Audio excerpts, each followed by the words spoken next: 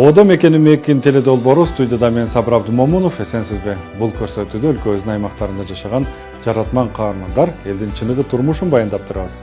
Анда бул жолку көрсөтүүдө күндүзү дыйканчылык, кечинде устачылык, кыргыздын эзелик өнөрүн таштабаган аламүдүндүк Чубак ата. Өнөрүмдү элге калтырып кетсем деген үмүт биринчи. Бүт ак кайыштан болсун деди. Биягынын баарын тең ошол 5 өрмө колдондум. Мана алакан болду, мына мындай сапталат. Мындай камчы болот. Көрсөтүүнүн бүгүнкү чыгарылышында жаратман ата тууралуу тасманы сунуш кылабыз. Чубак Мамыкеев Аламүдүн районунун Кызыл Бирлик айылында турат. Ал унутта калып бараткан кыргыз өнөрү менен алектенип келет. Тагыраак айтканда, терини эскиче аштап, андан ат жабдыктарын, камчы, кыргыз эрин, дагы ар кыл таберик буюмдар жасайт экен. Чубак Мамыкеев кол өнөрчүлүк менен бирге эле дыйканчылык менен да алектенет. Балдардын көмөгү менен суу чыкпаган кайрак жерге кулпунай айдап, айылдаштарын да иш менен камсыз кылган уста менен УТРК чүйдүн кабарчылары баарлашып келишкен.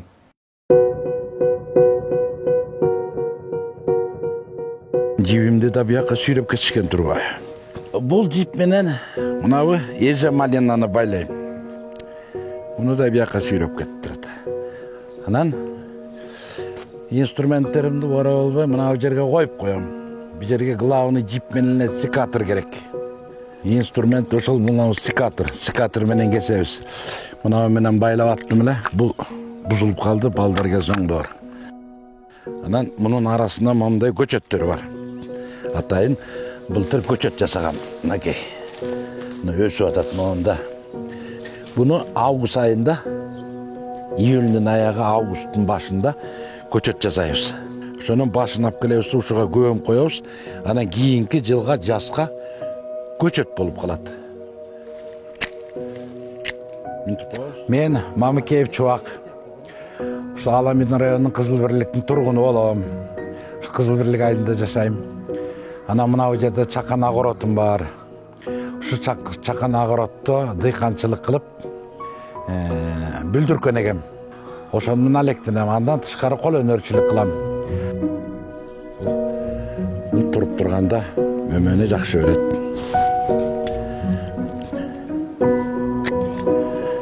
Ушуну тандап алдым да, мына быйыл 3-чү жыл. 3 жылдан бери ушуну тигип атабыз. Жакшы, урожайность эле жакшы болот экен бу дагы.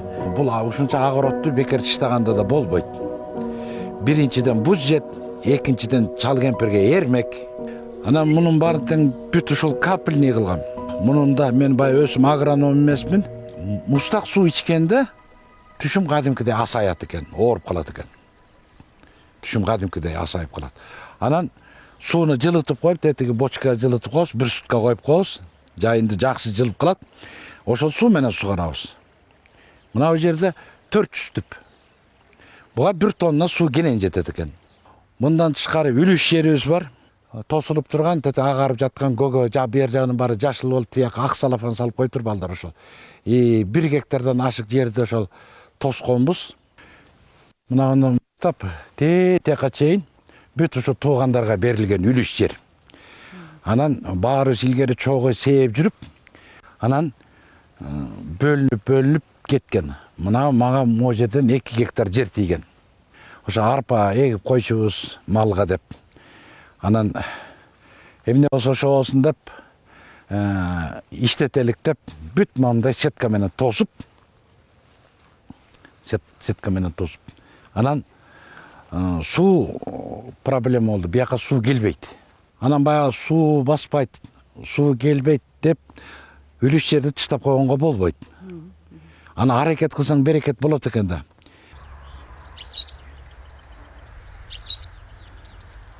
Мына биз азыр Чубак аксакалдын үйүнөн алыс эмес, тоо жактагы атайын үлүштерине келдик. Бул үлүштерине кулпунай айдаптыр. Кулпунайды 2 гектар аянтка айдаган экен. Бул кулпунайдын канча түрүн айдадыңыз айтсаңыз? Бу жерде кулпунайдын 4 сорту бар. Клер, Альбион, Альба, анан дагы бир аны унутуп койдум 4-сүн. Анан бу жерге бөлүк мына карта кылып койгонбуз. Мисалы супсак болуп калса, ай супсак экен деп эл жактырбайт. Бизге ошон үчүн кайсынысы даамдуу болот, кайсынысы жакшы, кайсынысы чоң болот, ошолорду тандап алышыбыз керек да. Тандап алып, анан ошону көбөйтүшүбүз керек. Тамчылатып момунун ар бирине момундай капельный шланга чуркатабыз. Мынакей. Мындай капельный шланга ар бир мына 20 сантиметрден, мына бир карыш мына 20 сантиметр. Эми бул тергенде бу жерде атайын окуучу кыздар бар, кичинекей балдар бар. Анан ошо сабактан кийин келип эле группага жазып коюшат. Эртең Кулпунай терилет деп. Болду, кыздар балдар түштөн кийин эле өздөрү жабылып келет. Ары бери 3-4 саат эле ары бери терип берип коюшат. Бу жер Кулпунайды сугара турган жерибиз.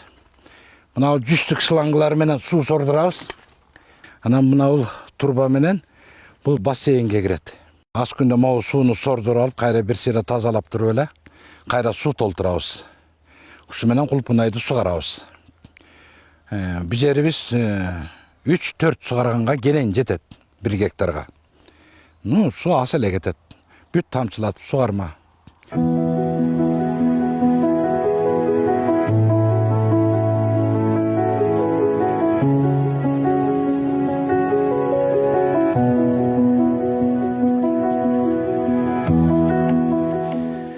Ошентип огороттогу жумуштарымды бүтүп келип, анан мына бош убактымда мына өнөрчүлүк менен алектенем.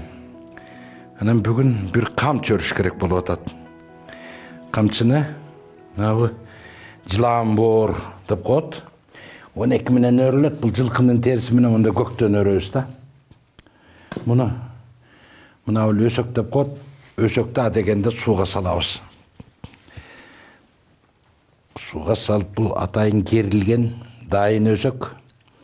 Камчынын ортосуна келе турган өсөк. Муну интип туруп, бул сремятка. Бул сремятка. Бул мындай кылып туруп, анан интип дайындап алабыз. Анан мына бул көктү, көк бул жылкынын терисинен жазайм көбүн.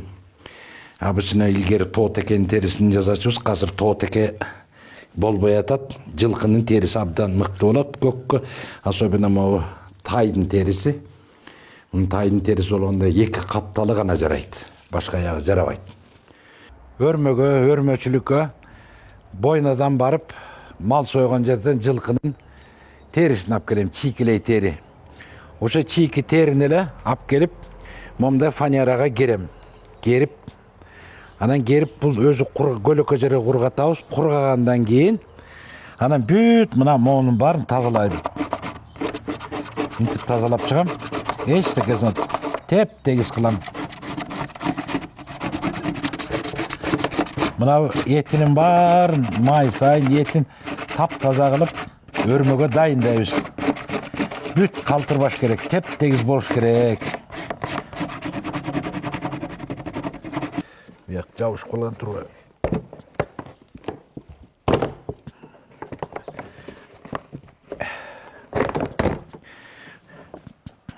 Кап-катуу болуп калат. Анан бул фанераны мындай коюп туруп, анан адегенде ичин тазалап алабыз. Ичин тазалап бүткөндөн кийин анан могу анча-мынча жүндөр калат. Ошо жүнүн баары мону кырып, анан момусен жүнү кетет. Мындай лишнийин баары кетет. А бул станокко тилинбейт. Муну только кол менен тилем. Өрмөлөр үчүн бул эмеден коззаводдон кожа албайм. Себеп дегенде бул илгертен ата бабадан келаткан нерсе, бул көктөн өрүлгөн. Аттын камчылары, камчынын көктөн өрүлгөндө көктөн жасаш керек да. Так, эсептегенде где-то мына жерден бир 4-5 эле камчы чыгат. Машинкага салбайм, муну только сыскыч менен эле кесем. Коюп алып, 50 сантиметр сыскыч менен коюп эле, анан бычак менен тилип кирем. Шашпай бирден. Желательно тайдын териси, же болсо чоң жылкы болсо, мына капталы гана жарайт. Башка жери жарабайт. Мынауну болсо, азыр коззаводдор жакшы чыгарып атат, мындай кылып туруп, мына жаа деп коет муну. Бул инструменти илгери чыгачка керчикен, азыр эми темирге керем могу. Кадимки эле тырмоонун эмеси. Мындай кылып туруп, Жаанын темири. Жаа ордуна колдоном да муну. Анан муну мындай басам, басып турандан кийин андай кылганда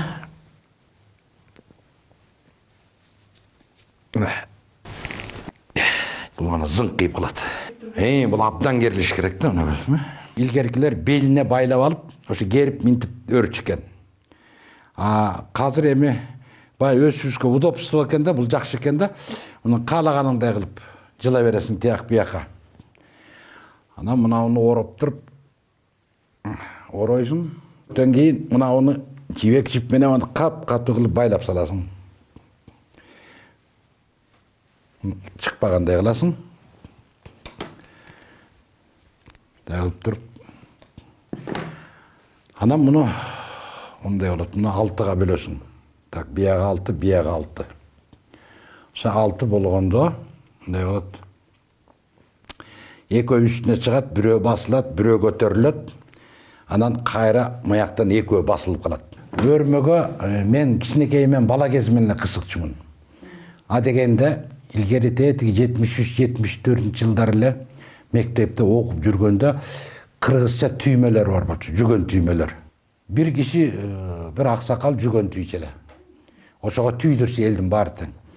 Анан бир күнү ал кишиден сурадым. Ата, мына бул бир жагы келип, бир жагы келбей атат түйүмдүн.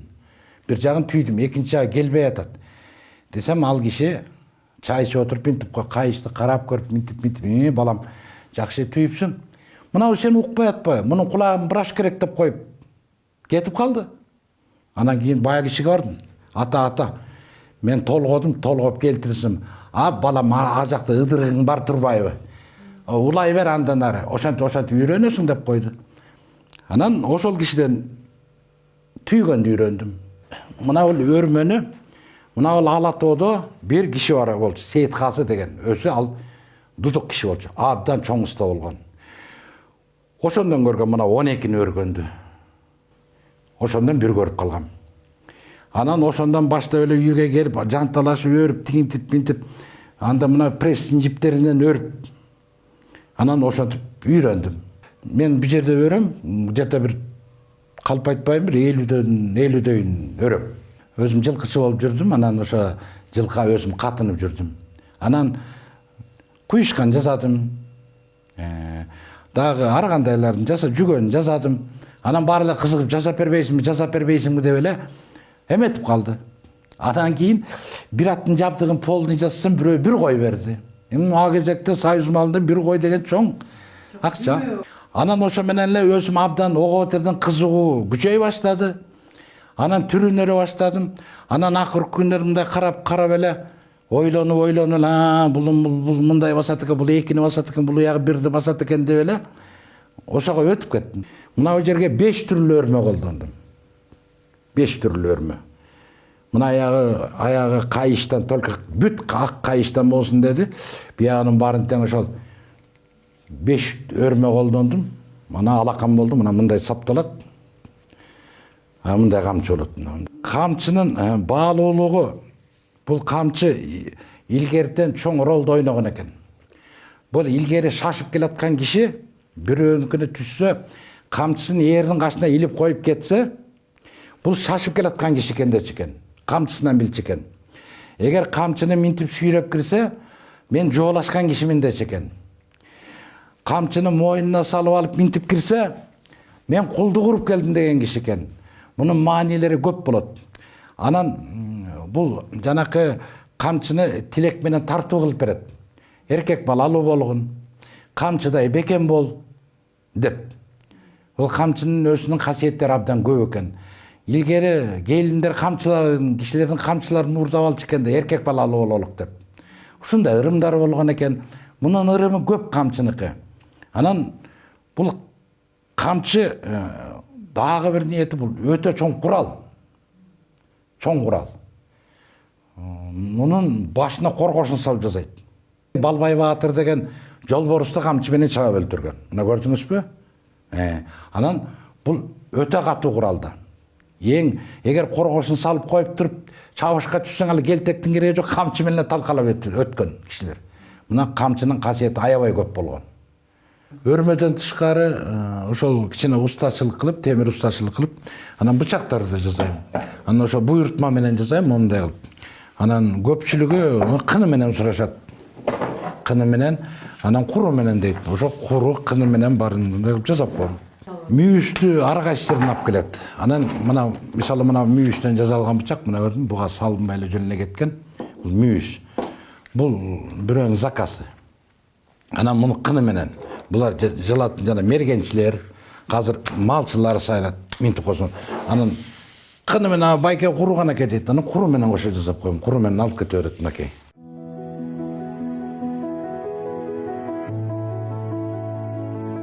Эми ушул ээрди выставкага жазайын деп, ушуну сомдоп келдим эле, эми калганын жасаш керек да. А дегенде муну жасаганда бул көпкө туруп калды. Муну а дегенде бул астын чабат. Муну теректен чабылат. Анан мунун жерде бутак болбош керек да.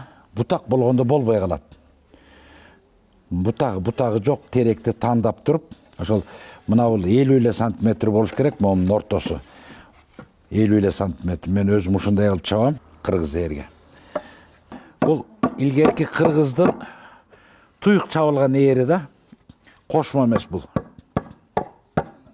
Анан кийин кашы болсо момундай кылып кошулма каш бул. Только кашын гана кошобуз.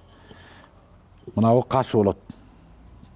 Анан а дегенде мунун астын келтиребиз атка ченеп. Анан кийин мына актырга деп коет. Мына анан актыргасын келтиресиң. Илгери бир эле кыргыз ээр чабылган. Бир эле кыргыз ээр. Ушундай эле чакан. Кийинкилери жана курама болуп эле ковбойский типке окшотуп, ондай чоң кылып атышат.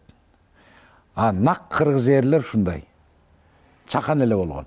Анан чылгый менен ошол капталгандан кийин сыртын мондай кара булгары менен каптайбыз. Кооз болуш үчүн. Анан атайым мондай сары мыктарды менен карматам. Анан булар бүткөндөн анан жабдыктарын жасайм. Мына бу тердиги. Тердик деп кыргыз кийими шымдары тер болбосун деп тердикти кыргыздар мына чоң жасаган. Нак кыргыз ээрдики деп. Казыркылар мындай кыска кылып улакы ылайык деп атпайбы? Буну тердик деп манаптар, болуштар мингенде кийимим тер болбосун деп тердик деп ошондон калган. Тердик деп айтылып калган. Анан биягынын баарын ошол тигил жабдыктарын жасай баштадым. Мунун баягы өрмөдөн кошуп эле анан ушуну кесипчилик кылып алдым азыр. Полдик болуп калыптыр, бас чай ичкиле. Баратабыз.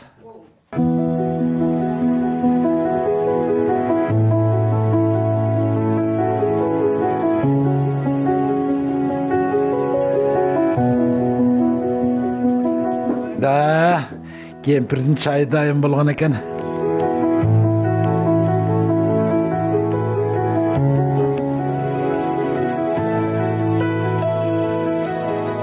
Азыр буга мүйүз кошуп иштеп атам. Мүйүзгө заказ бердим. Мүйүз келсе, жаа жасайм мүйүздөн. Алардын баарын уже эксперимент кылып эметтим. Анан мына жерге жаа менен балдарга жааттырып койсом бу деген ой болуп атат да. Мишен коюп, азыркы балдар көбү жааны да билбейт да. Мына тоотекенин мүйүсүнөн жаа көрдүңбү? Мына аткыла, көргүлө. Илгери ушундай болгон деп. Өнөрүмдү элге калтырып кетсем деген үмүт биринчи. Анткени себеби бул илгерки кылымдан бери ата бабадан келаткан салт деп койсок болот да. Өнөрчүлүк.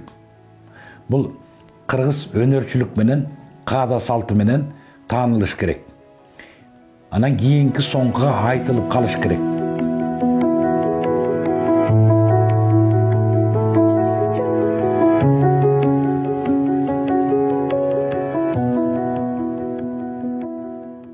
Кыргыздын баалуу кол өнөрүн муундарга калтырып келаткан эмгекчил ата Чубак Мамыкеевге бизге убакытта баарлашып берген үчүн ыраазычылык билдиребиз. Көрөрман, сиз дагы ушундай кызыктуу жаратман каармандарды билсеңиз сунуштап кетиңиз. Дагы толтура тасмаларды ОТРКнын YouTube каналына топтоп койгонбуз. Сөзсүз катталып алыңыз. Студияда мен Сабыр Абдымомун иштедим. Эсен туруңуз.